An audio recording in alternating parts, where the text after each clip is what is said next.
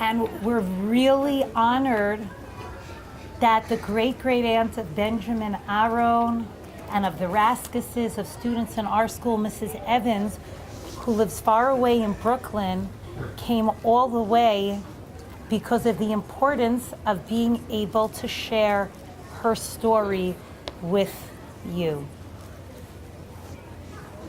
Everyone should be sitting, please, crisscross applesauce style so that everybody behind you can see.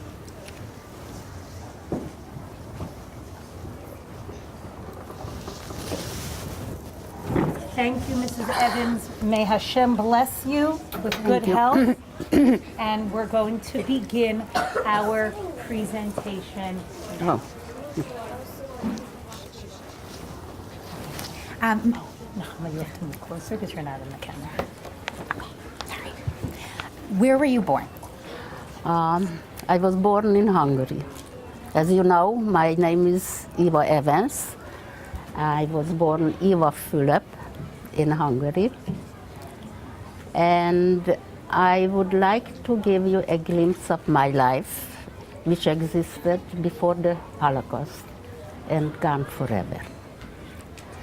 At that time, I was a child, shielded and pampered from any danger. I had hope, I had plans which shattered like a dish. I come from a large family where I am the youngest. We lived in a... I know it's harder for you. Can you speak a teeny bit louder? Louder? A little bit louder. I come from a small town. We lived in a small town in a large, comfortable house. My father was a landowner, a winemaker. Proud Hungarian law-abiding citizen, deeply rooted in his religion. As you could see. Because the qualities he possessed, he was very respected by Gentile and Jews alike. From early my youth, I was taught by my father the importance of the honesty. My mother was a beautiful lady, a lady of every respect, a true definition of a mother. He made sure we should have a good base, a good foundation. She dedicated her life to help others less fortunate than her. My mother always prepared on holidays as festive as possible, which I will remember and cherish the rest of my life. I was growing up in a home filled with love, hope, sacrifice, and loyalty. But our hope started to shrink in 1944 when the Germans invaded Hungary. And here they right away introduced the most barbaric law. First, they confiscated our assets. Then, every Jew had to put on a yellow star in order to identify us. I couldn't go to school anymore. We weren't allowed to mingle with Gentiles. All of a sudden, the whole world turned against us. Even the worker that my father provided them livelihood, all of a sudden we had to fear our life from them. 4 weeks after the invasion, that was the day after Pesach, they ordered us to leave our home. The home that I was born, the home where my father was born. And we had to move in to the ghetto and share a small room with 12 people. The room had no furniture, no bed. We slept on the floor in mattresses. In the ghetto, we witnessed the most unhuman treatment. We witnessed the torture and beating. One day, the Hungarian police that called the gendarme, he came in and slapped my father on the face, just because he felt like that. I was numb. I couldn't believe it, how somebody can slap my face, my father, the crown of the family, the pillar of the community, that left a scar on me, the scar which never healed. But the degradation started systematically with German perfection. But we still struggle to remain human in a world which was so inhuman. Erev Shavuot, 2 SS officers came into the ghetto, and the ghetto square, they gave us a beautiful speech that how much they are sorry for us that we live in the ghetto and it's not comfortable. Therefore, they will take us to Germany, where we'll be much better off. The young people will go to work, and the old will stay home to watch the children. And we don't have to be afraid of anything. We don't have to take care with us any clothing, only a little food if we have, because they will take in Germany, they will give us everything. We believe them. We wanted to believe them. After all, the Germans are civilized people, we thought. But our heart was filled with anxiety. And second day of Shavuot, the procession started out to the railroad station. We walked middle of the road, and both sides of the street were holding, the guard were holding machine guns. We filled the horizon as far as I could see. We walked without any sound. When we arrived to the railroad station, we couldn't believe we found only cattle car. We refused to believe that will be our train that will take us to Germany. But in no time, they pushed us in, 80 people in one car. We had no room. We were sitting atop of each other. The confusion was beyond imagination.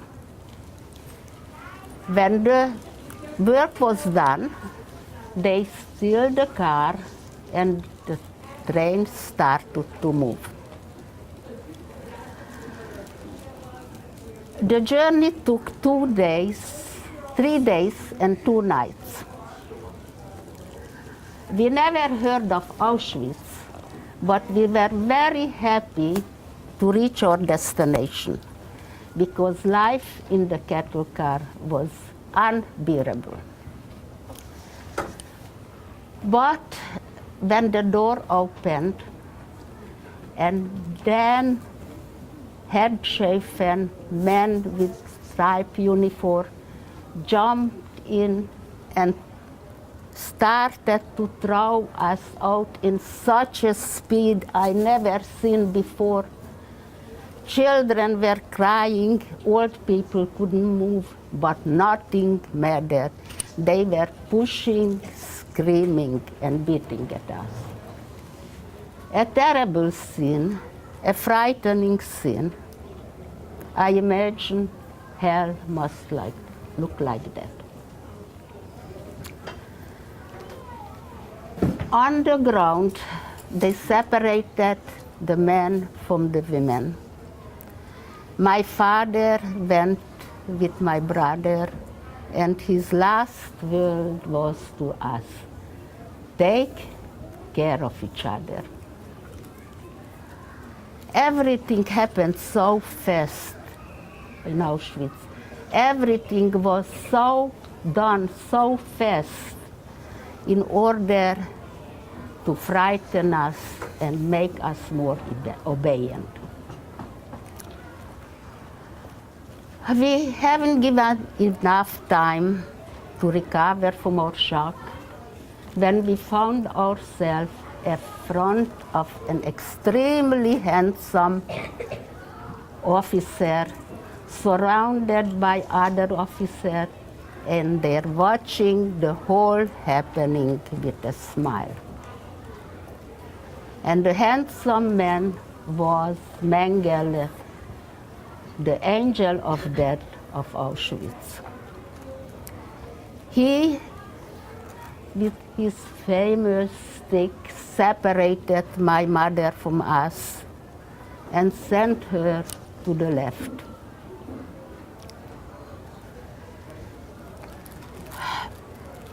How shall I describe Auschwitz? How would anybody describe Auschwitz? By the smell, by the sight. We saw fire from four corners of the sky.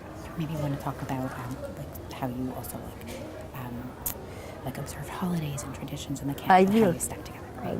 Yeah. The holidays, we didn't know. We didn't have calendar, so we didn't know about the holidays. We just guessed. So we tried. We start to figure out when is in the summer Tisha B'Av. We didn't eat the whole day. We kept Tisha B'Av, and the evening, what the little food we were having, it was spoiled. So we were hungry. We were fasting. So shall I go on? Yeah, you and yours. Okay. I just want to be careful because I just don't want to scare them with the I just don't want to scare them with the details. So Oh, can no, we no, just I send won't them let any messages? grunts. No, Okay. I won't. Okay. Great. Let me.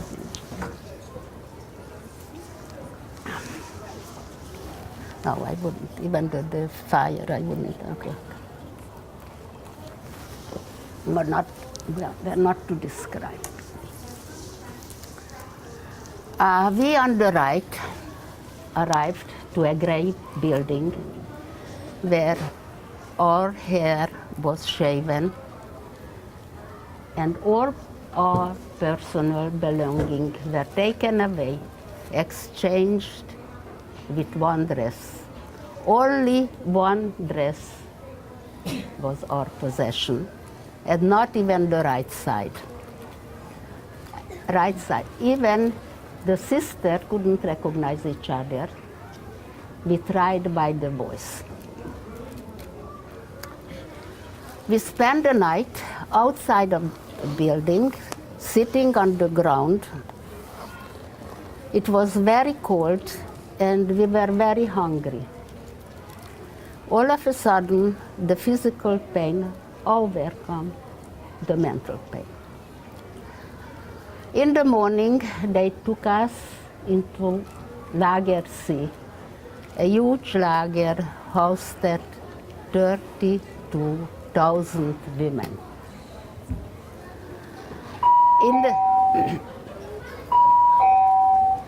Go ahead. In the barrack, we slept on wooden bank without pillows, without blankets. In the morning, they gave us some black coffee with a looks like bread, and the evening some watery soup, which wasn't enough to warm up our frozen body.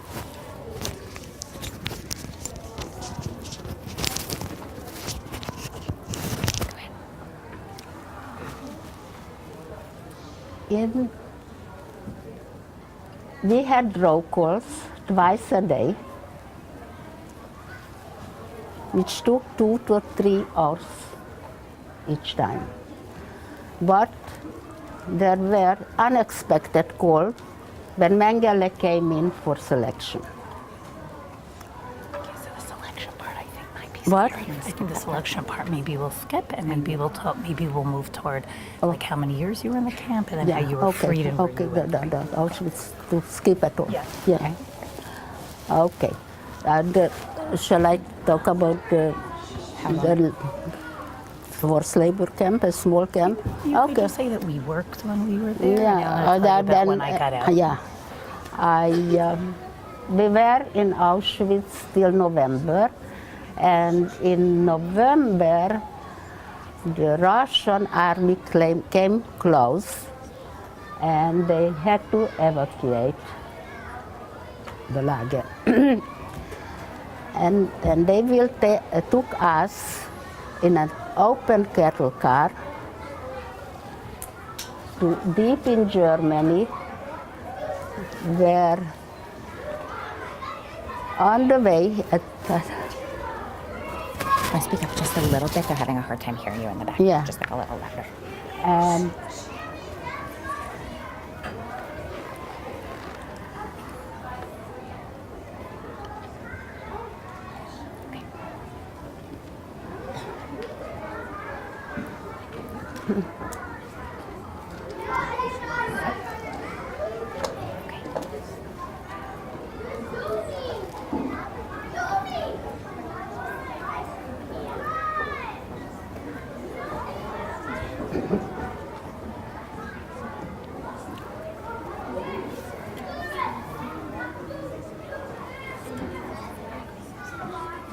Wonderful. Okay, we think this is going to be a little bit of a microphone. Okay, we better run that.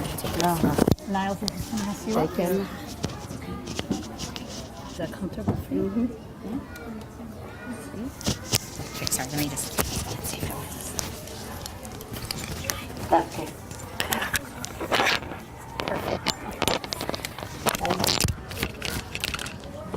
We were in the camp, a very small camp, a labor camp, the called Birnbeimer. We worked outside on a minefield from early in the morning till night. Well,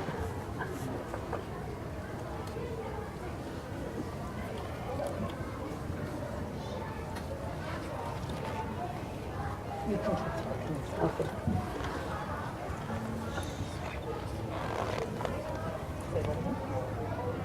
The other one has to stay on also. So okay, sorry.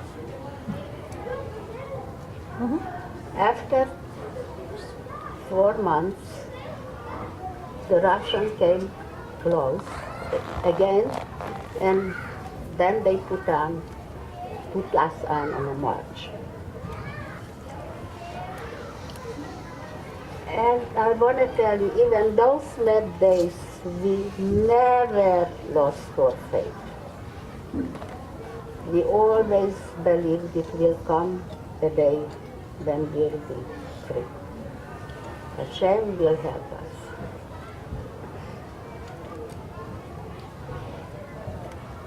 After 3 days on the march, they put us on for the night bomb. 6 of us decided to hide in the hay and wait till the Russian will reach us to celebrate, to liberate us. We were hiding in the bar. At night, we came out, but the fighting was still going on between the Russian and the German. And we found ourselves on a war zone. But luckily, it took only a half a day. Then the Russians moved in and liberated us. Do you know what liberated means? Oh, they don't know. The Russians were fighting against the Germans, and then all the Jews were going to be free. So they were waiting for the fighting between the two countries to be finished so that all of the hard times that they had could be over. So they were waiting in a barn so that because the armies were fighting. Sorry. And then we tried to go back to Hungary with the trucks, the Russian. We came to Hungary to search for relatives. In Hungary, I went back to school, which wasn't a terrible experience. How many years later was this from when you left your hometown and now you came back afterwards? 44, and that was on 46. So 2 whole years later. And I don't know where to stop, where to go. It was a terrible experience because in the whole school, I was the only Jewish girl. Do you want to talk about maybe how you got from Hungary to America? Right. Now, first to Israel. Israel. And in 1947, I decided to go to Israel, and I want to rebuild my life in the direction of my parents' guidance before they were taken away. But in those days, it wasn't so easy to go to Israel because the British still ruled the country. If you know the history of Israel, anybody knows? Yes? After 6 months of hardship, from one displaced person came to another, finally I reached the shore of Israel. I cannot begin to tell you what I felt on that day. The first time in my life I felt that I am free. The first time in my life I felt that I am safe. Seeing the young, brave Israeli soldiers in the uniform, I felt they are watching over me. I felt they are ready to give their lives in order to protect me. Here, I don't have to be afraid of uniforms. And that day I understood these brave men, they never will tolerate oppression. One of the brave soldiers became my husband. Is there a picture of him here? Yeah, here, right here. I am proud to be a Jew. I am. This is their wedding picture. This little wedding took place in Israel? Yes. This is my mother-in-law and my sister-in-law's mother, my husband. So you and your husband met each other in Israel after the war. Yeah. Look what a beautiful bride. He was 10 years in the army. In the Israeli army. No, first he was in the British army. He was fighting in Europe.